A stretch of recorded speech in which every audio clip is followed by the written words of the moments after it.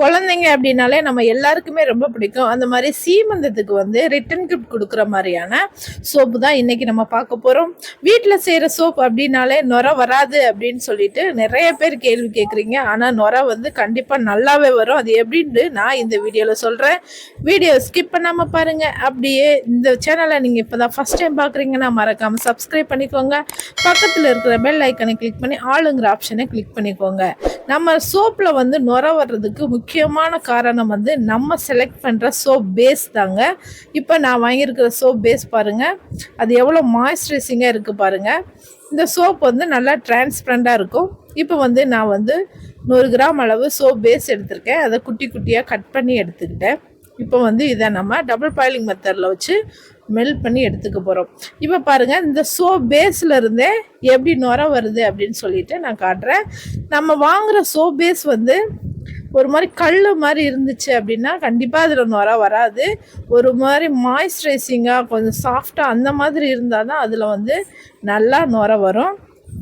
Soap பேஸ்லேருந்து தான் நுரை வர ஆரம்பிக்கும்.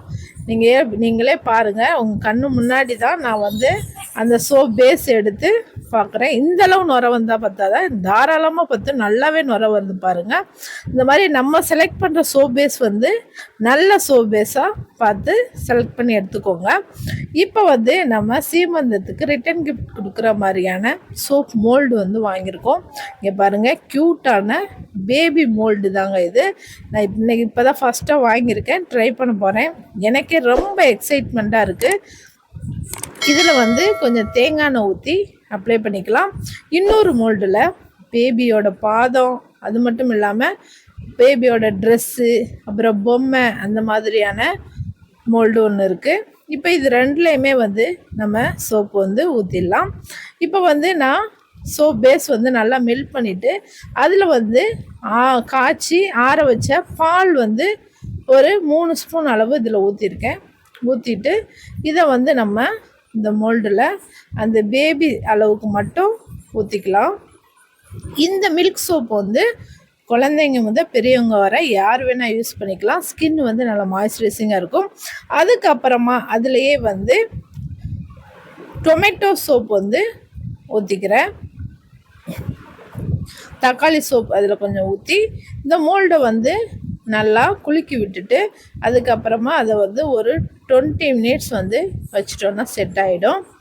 இப்போ வந்து மீதி இருக்கிறத வந்து இந்த மோல்டில் பாதத்தில், பேபி ட்ரெஸ்ஸில், பொம்மை இதெல்லாம் ஊற்றிக்கலாம்.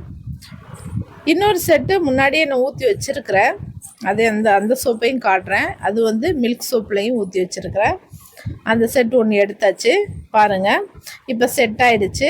இது வெளியிலையே ஒரு 20 மினிட்ஸ் வச்சாலே உடனே செட் ஆகிடும். எவ்வளோ க்யூட்டாக இருக்குது பாருங்கள் இந்த பாதெல்லாம்.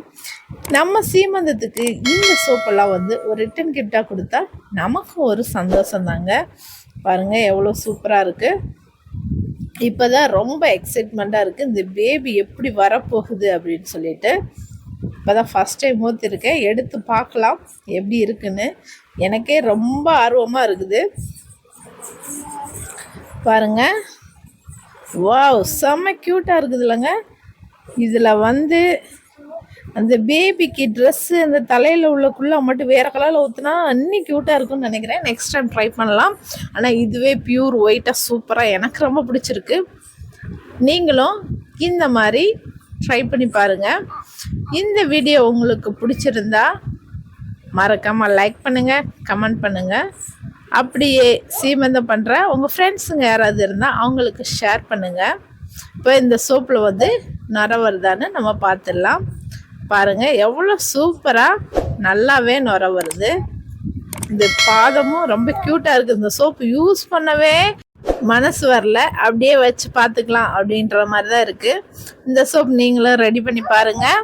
இந்த வீடியோ வந்து உங்களுக்கு பிடிச்சிருந்தா சேனலை சப்ஸ்கிரைப் பண்ணிக்கோங்க. தேங்க்யூ ஃபார் வாட்சிங். Bye by.